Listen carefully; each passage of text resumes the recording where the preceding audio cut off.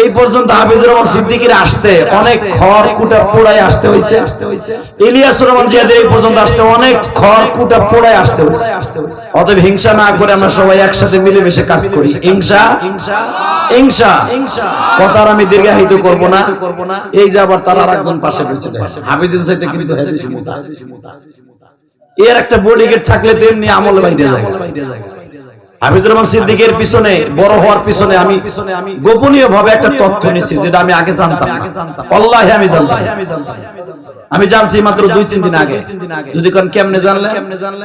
আমরা কিন্তু এক বক্তা আর এক বক্তা বাংলাদেশে আছে, এক বক্তা আর এক বক্তার পিছনে বাঁশ দেওয়ার লেগে খাড়াই আছে। তাও সাইসা দেয় না, ব্যথা কম যদি পাই লেগে আইকেলাড়া দেয়। কিন্তু মনে রাখবেন, আইকেলা দেন আর সাইসা দেন, আল্লাহ যদি কাউরে উঠায় পৃথিবীর এমন কেউ নাই তারে ডাবাইতে পারে। কতক্ষণ না কেন? তার জ্বলন্ত প্রমাণ আজকে রোজার 3 রাত 14 মাস সাক্ষী থাকবে। 1 ঘন্টার উপরে মুষলধার বৃষ্টি হয়েছে না? মিথ্যা কথা বলছি। এই বৃষ্টির মধ্যে যে আল্লাহর পাগল গুলা এখানে আসে, এই যে বাম পাশে পিছনে তাকালি পর্দা, ওরে ভাই 4-5 মাইল পর্দা শেওড়া। আর লাস্টে তো গেছে আমার গোপালগঞ্জ শরীয়তপুর মাদারীপুর থেকে বরিশাল বাড়ির ধারে গেছে। এর ভিতরে বাড়িঘর নাই। এর ভিতরে বৃষ্টির ভিতরে এত মানুষ আসছেন হাফিজুর রহমান সিদ্দিকী ইলিয়াস রহমান জিয়াদের চেহারা দেখতে। এই বৃষ্টির মধ্যে আসছেন একমাত্র মওলায়ে রেজায়ে মওলার জন্য। তো বলে শেষ করে দেই, হাফিজুর রহমান সিদ্দিকী এর পিছনে ওঠার কারণ একটাই, হিংসা করে কোনো লাভ নাই। আর আমি তার পামও দেই না। হাফিজুর রহমান সিদ্দিকী আমার জায়গায় আসতে পারবে না, আমিও হাফিজুর রহমান সিদ্দিকীর জায়গায় জীবনে হইতে পারবো। কতক্ষণ না কেন? হ্যাঁ হ্যাঁ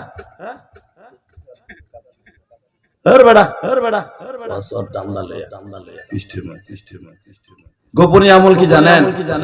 আল্লাহর এই বান্দা প্রতিদিন তাহাজ্জুদ করে। হ্যাঁ সুবহানাল্লাহ। বাড়িতে যে ইফতারির আগে কই, এখন কইলে তো সমস্যা, এখন কইলে তো গোল্লাই যায়। হালাকি একবার সুবহানাল্লাহ কইবা, এই যে 5 দিন আগেও 70 বার বলার বেশি সওয়াব হয়ে যায়। সুবহানাল্লাহ আসতে কইবেন। তো সবার কাছে আমার দাবি থাকবে, দোয়া করবেন আমাদের জন্য। বক্তারা বেশি কিন্তু বেশি আমল করতে পারে না, কারণ সরল সবাতে থাকে মুসাফির, শরীরটা থাকে দুর্বল, ঘুমের মায়। আবার বক্তা রোগের অভাব নাই, এত ঘুম মারলে বক্তারা সুস্থ থাকে।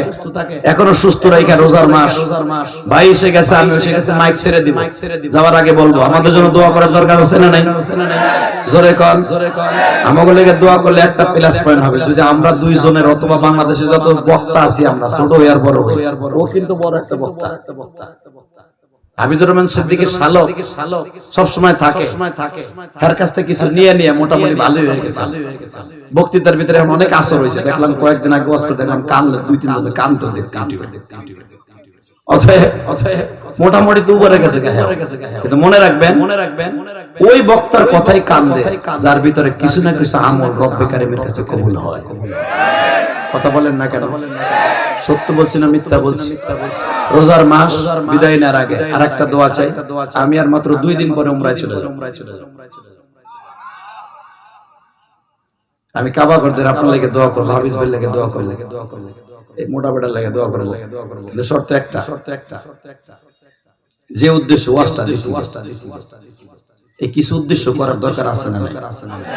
এমনি বেটাকে মন খারাপ, কি কমো, কোন দিক যাবো, যাওয়ার টাইমও নাই। ইফতারি সামনে, আপনাকে বহাই রেখে গরুর মতো লাঙ্গল জমাল উপরে দিয়া যাইতে ধরে কালেকশন করার সিস্টেম আমার নাই। ও তো আগে আমার কিছু কয় নাই, এখন কইতাছে। আমি কিচ্ছু বলবো না।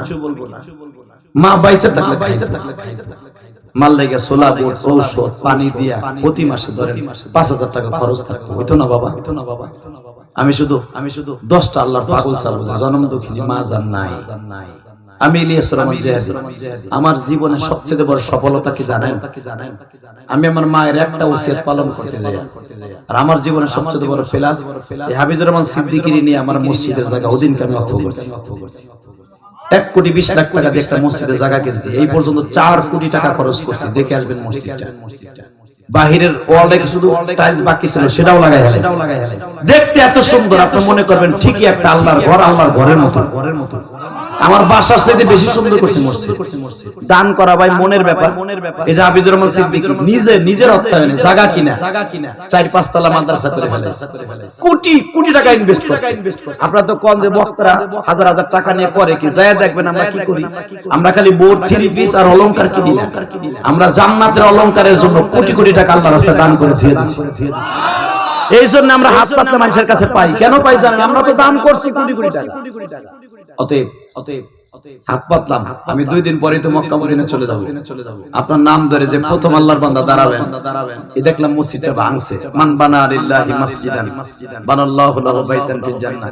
রাসূল বলছে যে ব্যক্তি মসজিদ ঘর বানাই দেবে আল্লাহ তাকে জান্নাতে ঘর বানাই দেওয়ার জিম্মা দিয়েছে। অতএব হাফিজ ভাই যেটা করতে সেটা আমি সংক্ষেপ করে দিয়ে যাই, ভাইয়ের অল্প কথার ভিতরে যেন মুনাজাত করতে পারে। মাত্র 2-5টা মিনিট।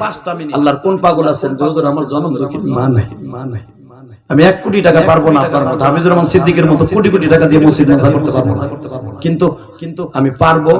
রমজানের আজকে 3 তারিখ 2024 সালে 14 মার্চ সাক্ষী থাকবে, কারণ 2টা সুপারস্টার বক্তা দিনের বেলা হাজির হয়ে গেছে। আমরা 2জন সাক্ষী থাকবো। আল্লাহর এক বান্দা দাঁড়ায় বলেন তো হুজুর এই মসজিদের জন্য, আরে ওটা পরে 100টা লইছেন 30টা সেকেন্ডে আল্লাহর এক বান্দা দাঁড়ায় বলবেন হুজুর ভাঙা মসজিদটা আমার মায়ের কবরটা জান্নাতের টুকরা বানাবো। আল্লাহ যখন নিজে ওয়াদা দিয়েছে হাদিসে কুদসি মান বানা লিল্লাহি মাসজিদান। নবী আপনি বলেন আমি যারা মসজিদ বানাই দিবে আমার ঘর, সেটা একটা ইটা হোক 1 কোটি টাকা হোক 1000 টাকা হোক 1 বস্তা সিমেন্ট হোক, আমি তার মা বাবা তাকে সব জান্নাতে ঘর বানাই দেব। আল্লাহর একটা বান্দা কবে এই মসজিদের ভাঙা মসজিদটা 50,000 টাকা দিবেন একজন। 1 বছর সময় দিছি, 1 বছর বই 50,000 দিবেন। তাড়াতাড়ি কোন এই মসজিদের সভাপতি সামদু ভাই দাঁড়ান, সভাপতি আমি যেন অপমান না হই, 50,000 চাইছি, একজন হলো দিতে দরকার 1 বছর বইয়া দিবে। কোন চাচা ওহিনতেই কর, কষ্ট হইতেছে আপনার আসতে কইলাম দেব বাবা 50,000 আপনার। ও তোতে 1 লাখ পোলাটা ভালো থাকবে, বিশ্বাস কর কাগজ কোনোদিনও মাইর হবে না। কসম ও ভালো থাকবো, কোনোদিনও আল্লাহ আসাইব না, ও ছেলেটা ভালো থাকবে। আপনার ছেলে কামাই, ওই তো ছেলের কামাই করবেন রোজার মাস 70 লাখ দিয়েছি, দিবেন 1 লাখ পাবেন 70 লাখ। আমি যে হাদি কয়ে গেলাম এই যে হাফিজ রহমান সিদ্দিকীর সামনে কর 1 লাখ 1 বছর বইয়া ইনশাআল্লাহ আমি দেব। নারায়ে তাকবীর 1 লাখ দান হাত আই যাকাত না করে বসো। এই যে সভাপতি সাহেব না ব্যাগে বেলেক করেন কই 1 লাখ না দিয়ে যাইতে পারবেন না তো বাবা মাগনা সভাপতি সালাম দেন লাখ নারায়ে তাকবীর। তুমি চান্দু এই ছেলেটা সাহস আছে, যখন দাওয়াত দিতে গেছে হাফিজ ভাইয়ের কাছে 15 দিন, আমার কাছে 10 দিন, হুজুর দেন না। আমি আর কই তুই কি দাও কি দাওয়াত দিতেছিস? দুইজনের ভার সহ্য করে পারবা? পারমু। আপনি কি ভাবতেছেন? আমার সাহেবলা ভাবতেছেন আমার জারি দেয় বিষয়। দেখলাম সাহস কম না, ও দে আল্লাহ নারায়ে তাকবীর। আল্লাহর টাকাকে কবুল করো, জোরে কোন সভাপতি 1 লাখ।